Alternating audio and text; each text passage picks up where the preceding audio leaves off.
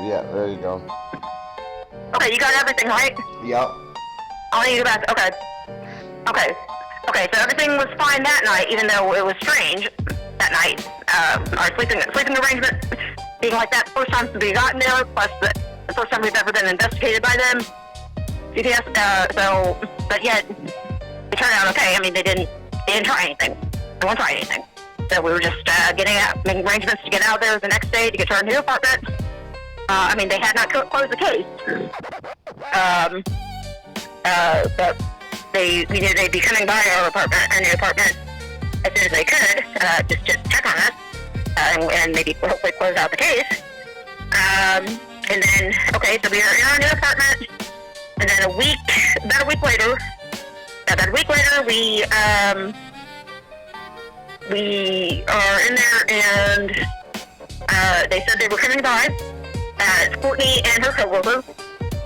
They said they're coming by, and we kept waiting and waiting, and nothing. I even called their supervisor. His name was David Cornell.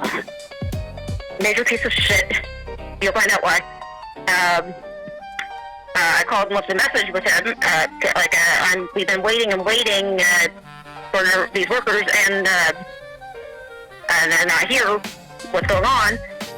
Then finally I get a call from Courtney saying that, and with no explanation, saying she can't come out, but she can reschedule, and so she did. And so her other coworker, same coworker that was there before at the Salvation Army, that's who we were expecting, and they'll just come out instead.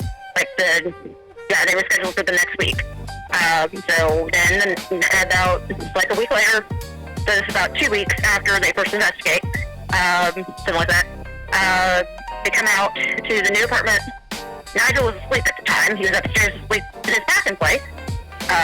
But Courtney and her coworker, they come out and they bring some toys and books and some formula, because Nigel was still drinking some. He was eating solids, but he was also still liking formula. So they brought some formula and like I said, some books and toys, and acting normal.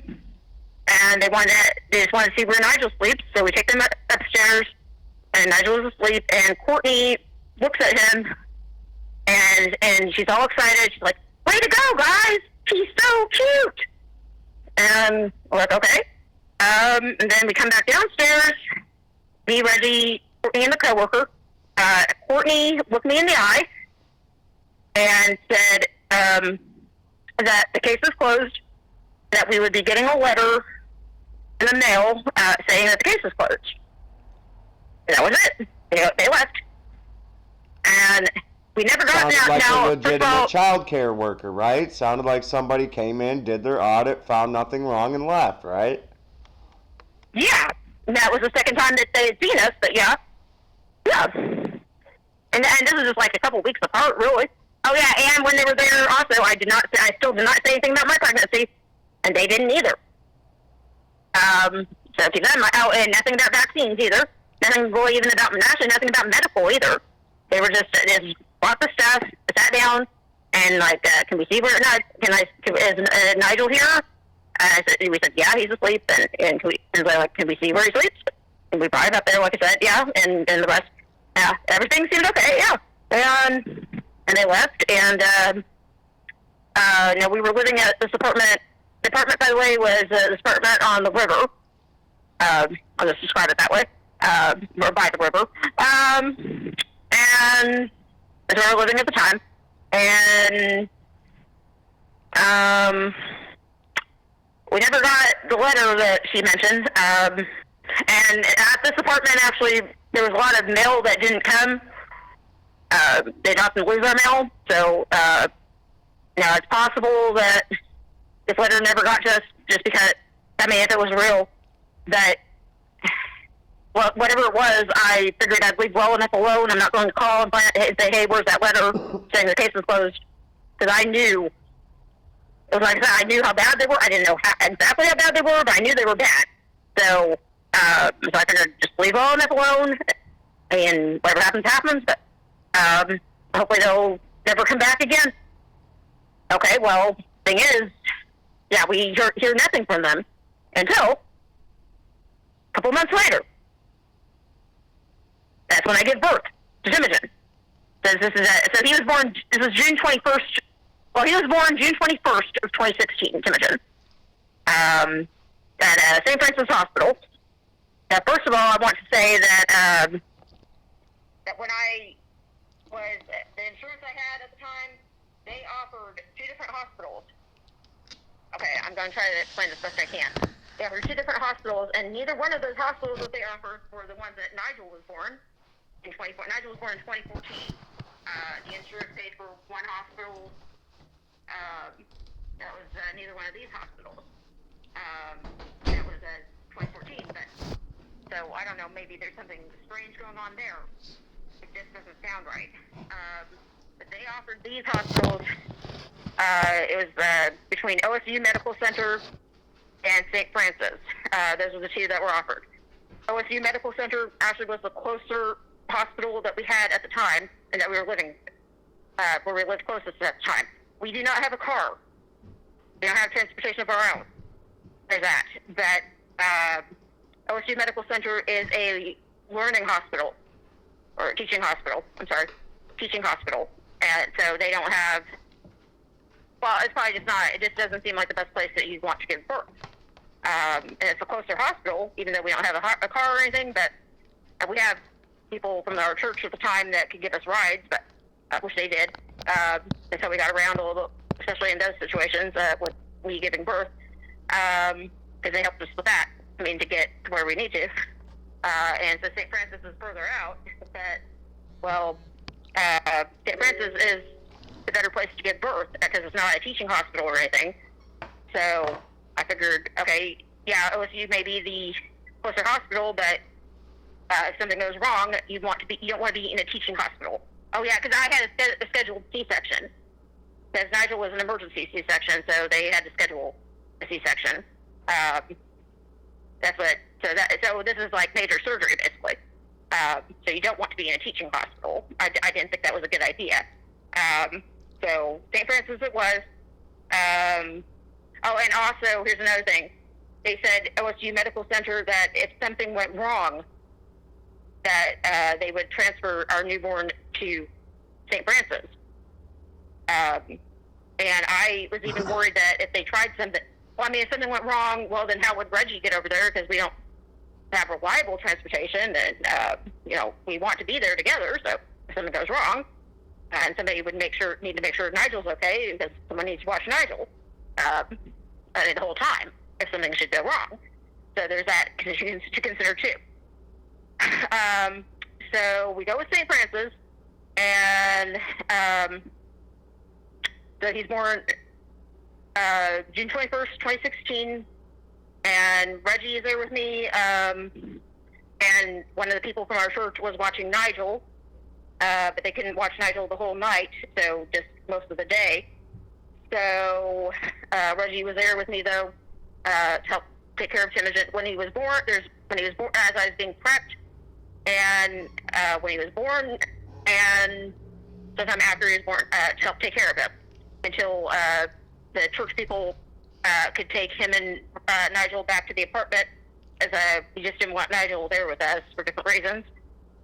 So we figured it'd be better just to have Nigel and Reggie at the apartment while me and Timothy finish what we need to at the maternity ward, getting taken care of and whatnot, just regular care. And then that's June 24th. So by the end of the night, June 21st, they go back to the apartment. Me and Timothy are there, bonding a little here and there as much as we can.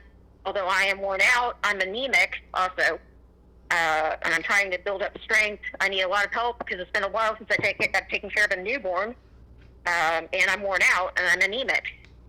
So there's all of that, and I'm needing a lot of extra help from the nurses, and the staff. Actually, kind of from the beginning, they were kind of treating me like I was a monster. It got worse as time went by. So there was something going on. And then June 22nd goes by, just me and Timothy. I'm checking in with Reggie regularly. I don't think that my ex realizes that the OBGYN Her not having one is what got CPS called on her. Oh. Yeah. I They didn't know have that. to mandatorily report when you don't get a baby doctor. Did you know that? No. Yeah. Okay. So, yeah, they're attacking my son's mom too. Go ahead. Okay. I'm still listening. Okay. Gotta reset the tape. Okay. So then June 22nd goes by, and yeah, I'm not being treated the best there, really.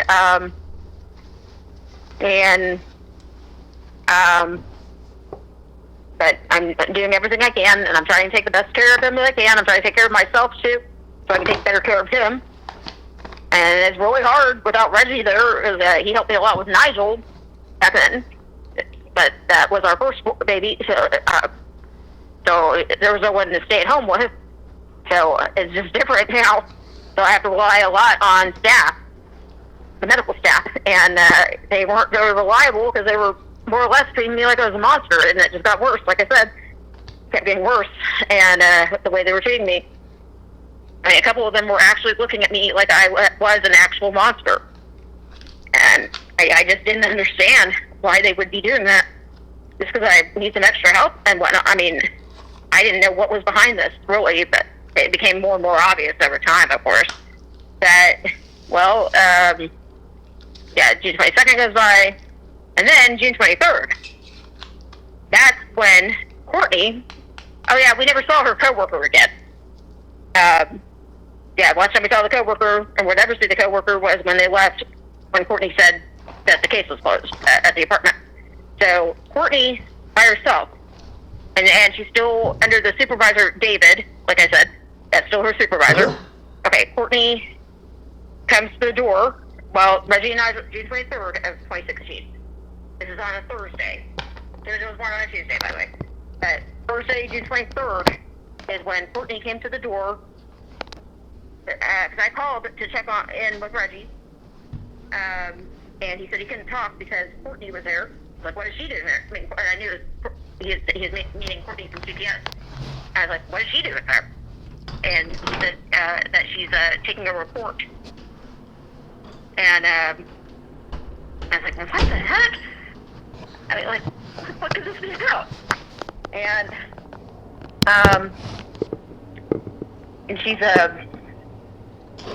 well, she was saying that there's allegations now that at the hospital that I wasn't feeding Timogen properly. That was the first thing that she came up with, actually, is that I was not feeding Timogen properly. It was reported by Barack Obama's the one that connected the family court system to the medical system like it is. Okay. And he was president, by the way, at this time. Yeah, Barack Obama. Yeah, 2016. Yep. So there you go. Yeah. Okay, makes sense. Okay. Okay, and also Courtney, Reggie said that when, yeah, okay, and by the way, that him and Nigel had just gotten back from the grocery store, by the way. There was a grocery store near us that him and Nigel went to. So the cabinets were stocked with some food. I mean, a good amount. And so we got lucky on that, although she would later report that it just had a little bit of food. She underreported. I'm sure on purpose, of course, because she's a lying motherfucker. So that's all they do. Yeah, and so yeah, exactly. Yeah, and not only that, when she came in, oh yeah, well, they came back from the store, and then yeah, and the later, yeah, she knocks on the door. Actually, he said that she was kind of beating on the door, and she's by herself, but she's kind of beating on the door. And he opened the door to her. Yeah, and said that the nurses were saying, or medical staff was saying that Tamsen is not feeding Timogen properly, so she needs to investigate. She comes in there. He said that she came in there and started going through our drawers. She started opening our drawers without even asking Reggie. Reggie didn't say she could. She just went through our drawers to look through our drawers and opening our cabinets without him saying anything, without asking him. She just went for it. That's what's frightening about it. It's not on camera. He was not recording or anything. So, and that was unexpected for her to do that. But that's what she did. And then she was taking a report, and then and he said that what happened was that she told him that Nigel was going to need to be seen by their doctor. They got a doctor that can see him, and in fact, she said that they could wait until wait till the weekend passes by, and then on Monday, me and Timogen will be out of the hospital. So the four of us, me, Reggie, Timogen, and Nigel, can go to this doctor and have Nigel examined. Or she says that, and then she turns around just a little bit later, the same setting. Just a little bit later, I guess she got on the phone with someone. I don't know, but just a few moments later or something, she says, "No, never mind. It needs to be tomorrow," which is going to be a Friday, of course, Friday, June 24th, 2016. So now keep that in mind. We're being suspected of whatever this is. I mean, they're wanting to look at Nigel, yet they're willing to leave first the weekend with Reggie and Nigel. Oh, yeah, even me coming home. All four of us together in the same home. And then she said, well, she's willing to leave him, just the two of them together in the apartment overnight. And then he can be examined. Oh, yeah, don't forget that even no matter what, me and Timogen are at the maternity board together. So there's that. So not much of an investigation, or not taking anything seriously, I would say, if you're suspecting something major, when you're leaving people alone with their kids that may or may not be hurting them. I mean, you're suspecting they're hurting them, whatever. Well, you leave us alone together. You can't be that suspecting. So there's that.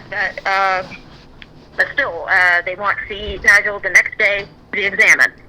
And so Reggie knew that we weren't hurting Nigel, so it should be okay. And then me and Timogen are at the still maternity ward, and now I'm scared the rest of the day of what's going to happen the next day. What are they going to do? Yeah, to the four of us. And then I wake up the next morning, and remember, I had been trying to build up strength. I needed to eat.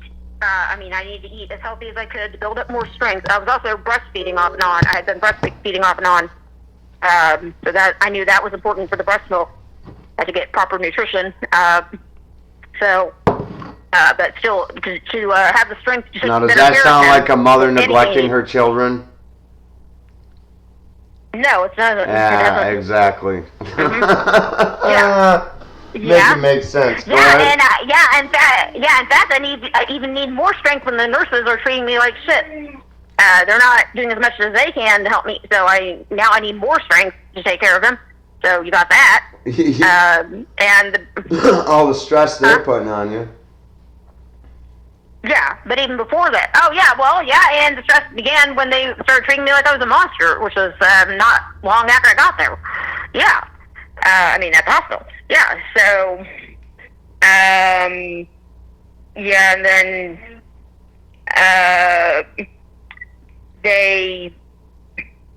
and I also had 3 different breastfeeding consultants. The breastfeeding wasn't working out, so I had to end that and just stay with just regular formula. I can't pay any of my utility bills this month, so I can't promise my internet's not going to get shut off. Go ahead. Oh, okay.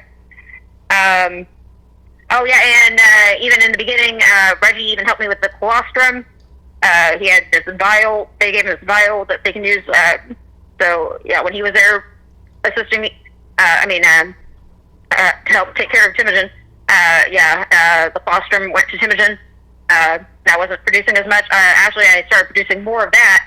I don't know whether you know about colostrum, but that's the most important part of the breast milk. They call it golden milk. And I started producing more of that after they took him away. But anyway, and he needed that, but I couldn't get it to them because they took him away. But, okay, yeah. Wow. Yeah. Mm-hmm. Yeah. Yeah, it's another major violation, I would say. I would agree. Worst, I would say. Yeah, thank you. Okay. Okay, and so, okay, so by the fourth morning, I wake up scared, and I couldn't really eat anything after that morning because I was scared. I was ready to take care of Timogen and demonstrate that I could take care of Timogen because obviously I'm accused of not taking care of Timogen. So, so by that fourth morning, I had built up enough strength to, and learned enough that I could demonstrate that I could take better care of him, like feeding him and whatever. And so the nurse that I had on the fourth and final day, she was the pediatric nurse. I hadn't even met her, and she's a major character in a way because, well, you'll find out. So she's the nurse the entire day, the pediatric nurse, which is a nurse that usually, that mostly is taking care of the baby. There for the baby, the newborn. And so I'm demonstrating to her that I can feed him. But yeah. Okay. And that seems to be going fine. And I know that Nigel's going to be seen by someone today, and I'm scared. Even though I know we don't do anything wrong, but I know, like I said, I know that they're bad. I didn't know how bad, but I know they're bad. I was always worried about them for different reasons. So anyway, I'm scared, but I'm still trying to do what I can to show that I'm a good mom, prove that I'm a good mom, which I shouldn't have to prove that, but it is what it is. So anyway, they examined Nigel. Well, now Reggie, we didn't have a car, so Courtney actually drove him and Nigel to the so-called doctor's office, the Child Advocacy Center, for the child abuse pediatrician in there. And Reggie said that once he got there, it didn't look like a regular doctor's office. It looked like a jail. There were bars on, like, the windows or the doors. There was bars, kind of like a jail. And I think there were, like, doors that looked like they were locked. Big doors that looked like they were locked. That kind of thing, like kind of like a facility, like a detention facility, kind of like that. Just a jail-like feeling. And it looked like a regular doctor's office. And anyways, they get in there, and the child abuse pediatrician, Sarah Passmore, she's there and asking Reggie a line of questions, and before examining Nigel. And Reggie said that when she got to the question about vaccines, he said, "We don't believe in them." And he said that her eyes bugged out. And, it was like Google eyes, that kind of thing. That's how he described it. And she stopped the line of questioning. And Nigel was not talking yet in full sentences. Now, remember, he's about 1 year and 8 months at this time. And he's not yet talking in full sentences, but he's, like I said, he's a little slow, but he's on his way. Pretty healthy and everything. Still 100% vaccine free. And she takes him back there and says that, even though Nigel's not talking in full sentences, she says to Reggie, "You can't come back here. You can't, when I'm examining, you can't come with it. You can't come in there with him." And he's like, "Okay." And he just waits for, and she's never seen him before, and she's never seen Nigel before in his life. There's no way she has this chart, any kind of chart for him, and she examines him about 30 minutes. And then Nigel and Reggie are in the waiting room. They're in there just waiting. Everything seems okay. And there was nothing could have been given to Nigel because there was nothing indicating that, like a vaccine or even any kind of testing of any kind. Nothing. I don't know what they were doing back there for 30 minutes. Now, obviously, she did weigh him because we got his weight later. And measured him because we have his weight and measurement from that day. So we know that she did that in those 30 minutes. Probably nothing else, but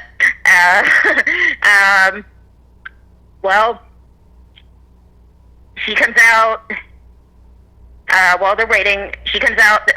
Dr. Passmore comes out with the chart. I mean, she has the chart in her hand. The first thing she says to Reggie is, "How tall is your wife?" And he says, "I don't know. She's short. I don't know how tall she is, but she's short." And then she changes the subject. I mean, she doesn't even inquire about that anymore. She just points to the chart, saying that Nigel is off the chart. She doesn't even explain anything about the chart. It's saying that he's off the chart. The chart. Just pointing to the chart. And then, what? I'm just laughing, doctor joke. Oh. And then, okay, and Courtney is there, and David is there also. And then, no, Nigel, no! No! Hold on. No! No! No! Parenting. It strikes when you least expect it.